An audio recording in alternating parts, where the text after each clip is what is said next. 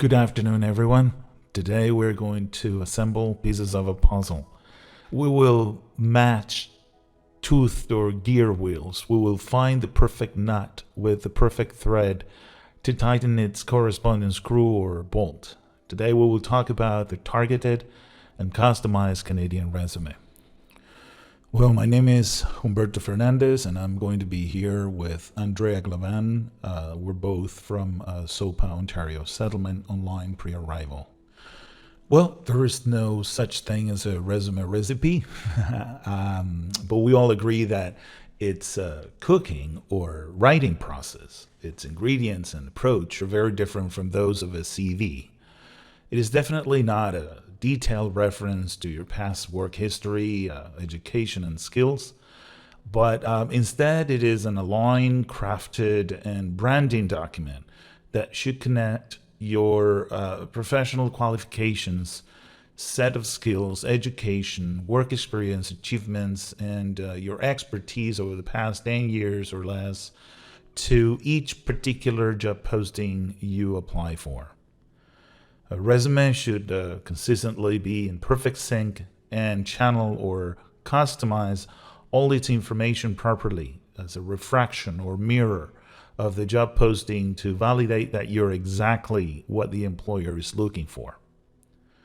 Unfortunately, resumes are not one-size-fits-all documents. You need to tailor parts of it every time according to the requirements of a given position. The best analogy I've used with my clients is this one. Imagine I'm the CEO of WestJet, the airline company, and I'm offering a position for a pilot, particularly for domestic flights. Let's say with an excellent safety takeoff and landing record, demonstrated knowledge and handling of difficult weather conditions in Canada, and let's say specifically to fly the Boeing 787 aircraft. Of course, I'm going to receive 125 different resumes of pilots from helicopter, Zeppelin jets, or spaceship pilots, from business, commercial, military, or agricultural, cargo, flying different planes like Boeing, Airbus, Antonov. But who do you think I'm going to interview? What am I looking for? Please try to respond in the comment section below and prepare your questions. We'll be responding those at the end of the presentation. A resume portrays who you are in terms of core values, your assets, what makes you different, what makes you the best. And also, it's a branding document, so it's your real estate. You got to tap into your full potential to demonstrate your leverage, your competitive edge, and your strengths.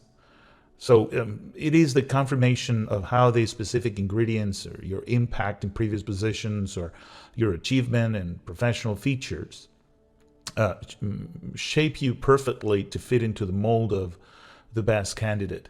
It is your job to try to accommodate all the information to try to fit on that mold, on that shape, right? And the characteristics and the profile that that the employer is looking for. So try always to remember the example that I've given you of the pilot for a domestic flight that I'm looking for with this and that characteristics, and try to accommodate your resume always towards with the information that would be compatible, that would be a refraction actually of what's in the job posting. Well, let's roll up our sleeves and get started. Well, first of all, you need to keep your resume in 2 pages or less. You have to make sure that the first 25 or 40% or the first part of a resume reinforces or strengthens your image, your branding, and your interesting features. You got to leave room to extract and customize information from the job posting that you will paraphrase later in your resume. So my suggestion is that you highlight relevant terminology and concepts, and after you accommodate them to your resume, so your matching information will successfully go through the applicant tracking system, even if there is no ATS as part of the process. What is the applicant tracking system? We call it ATS. It is a filter that we will explain in a few minutes. So prepare your resume with a vertical perspective in mind so that it's easy to scan, to skim through, and keep the reader engaged as you distribute the information in a sort of eye-catchy or contemporary way. You can use interesting formats and layouts, and as opposed to the classical black font over a white background, a white piece of paper. And in that sense, you may use professional current design, basically for a strong visual appeal instead of the dated or conservative looking black and white layout. You may even use keyword optimization in dark blue font color or italics to highlight a certain subtitle or a particular promotional statement or your value offered. So you need to make the best use of capitalization, bold and italic fonts, and bullet points. Try to stay away from cluttered, wordy, busy bullets or bullet points. And remember the paragraphs. You should stay away from any conversational or explanatory narrative. It's not an informal document. It's very, very matter of fact, very succinct. And in that sense, it's important that you don't think of it as writing informal paragraphs. Now, you may use some of the criteria that is following in different sections for your resume. Well, first of all, your contact information. There you go with your phone number, your email address, and personalized LinkedIn URL. Usually on the top right-hand side of your LinkedIn profile, you will be able to customize it and edit it. And my advice is usually that you use only 1 or 2 lines below your name and separate your personal data with vertical bars, so you don't take a lot of room. You can save some room for other important content further down. The next thing is to try to use a unique identifier. You use a heading or the title of a position or the job posting you're applying for, which automatically and psychologically for the employer identifies you with such position. There's no need for the traditional objective section, especially if your cover letter is consistent and the next section below covers your attributes and essence and branding. You wouldn't need the objective. There is a trend or a tendency lately to accommodate 3 key skills under your unique identifier. So these ones especially correspond with the job posting criteria, of course, as the rest of the resume.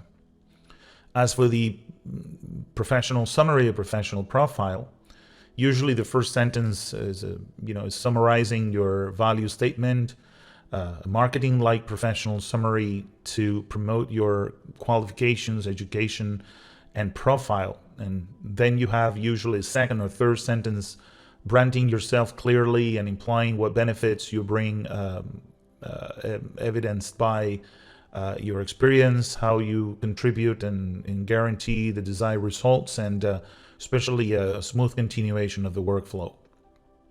So this is basically how you meet the needs of the employer, how you solve the company's problems, and how you capitalize on business growth, opportunities, etc.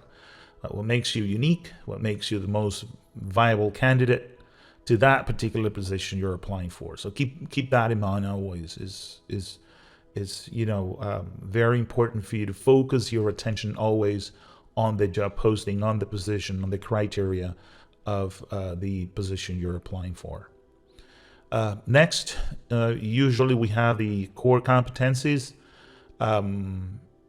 These are noun-based bullets. Make sure you include in your resume the matching proficiency, the technicalities, the expertise that the new job requires. Check the job description of the position you apply for and use keywords and phrases. Usually what I do is I do it the old-fashioned way. I usually highlight the terminology, the lingo, the vocabulary that repeats, or some of the features that are in the profile that it's described in the job posting, and then I take those words into consideration, and beyond the words, the concepts and what they're looking for. And then you will have to come up with a specific list of skills that relate to the position and industry that you're targeting. As for the soft skills, this is mostly behavior. And they usually spice up your resume. They're crucial to demonstrate your approach to work, your mindset, your attitude, your temperament, your character. So be creative. Do not use buzzwords or overused terms, as employers or hiring managers do not like to see these overexposed soft skills. Your most challenging task is to restate them and make them unique and exceptional and authentic, and at the same time to be accurate and convincing. Many times it's good to dissect a phrase that is very, very common, like effective communication. And actually what you're trying to convey is that you have active listening and articulate communication. Well, that leads me directly to the applicant tracking system, the ATS. For those of you who don't know, this is a filter. It's, as it says, a tracking system, a screening system, digital, that provides a certain percentage of how much your resume matches with the job posting. So it's a way of screening, it's a way to putting all the applicants through a funnel and through this filter, and usually trying to determine what correspondence is there and how compatible your background, your expertise, your qualifications are with those that are requested in the job posting. So I have to insist that the approach of the resume is to connect you as much as possible with the job posting. So there are requirements or requisites that you have experienced during your education or elsewhere, not necessarily during your working years, or things that you have performed, other duties or roles or responsibilities that make you who you are right now. In any case, all of this can be presented from an adjustable or as transferable skills, from an adjustable perspective, or as added value to the employer. I particularly like the section of core competencies because it's a floating information section, as I call it. Usually you can subtract or you can add information from this section. You can always accommodate the information that appears there, taking into consideration what's in the job posting. As for the education, there are important degrees, courses, professional development, associations, or clubs, societies, any recognitions or awards, publications, or any career milestones, whatever enhances or magnifies your profile. And as to the professional experience, it's important that you realize that these are not just your roles and responsibilities. That refers also to your accomplishments. So it's accomplishment oriented. It's keyword heavy, result driven, and it's quantifiable. It is not task based, but achievement driven. So usually starting with a verb in the past, even in those positions that you performed, current positions on things that you did in the recent past.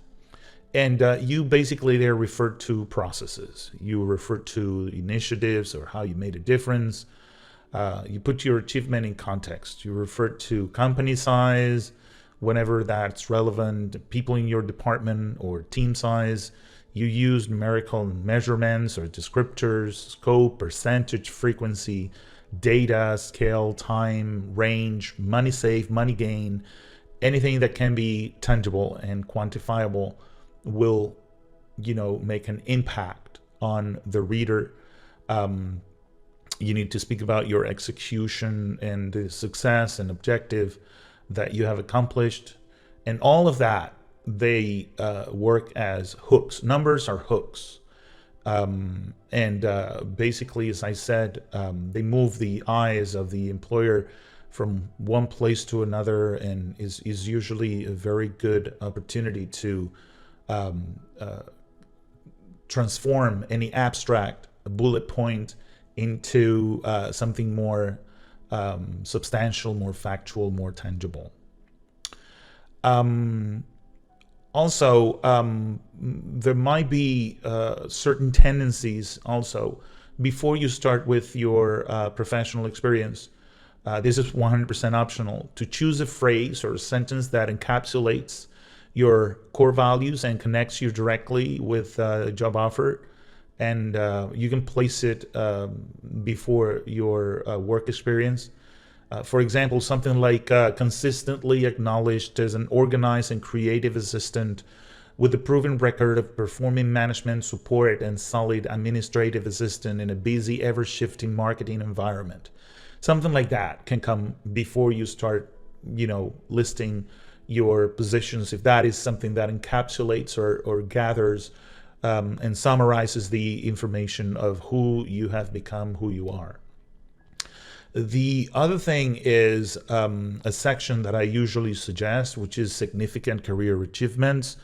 It's important to separate or to make sure that you highlight your achievements within a resume. Highly advisable, especially in those cases in which such achievements are relevant for your future position. So it's wise to put in the mind of the employer that if you did it before, you will do it again. So you're very achievement driven, so that's very important.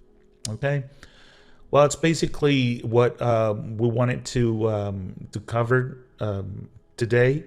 I'm going to show a couple of other slides, and we will take it from there. You're free to ask any questions to Andrea or myself. Thank you very much.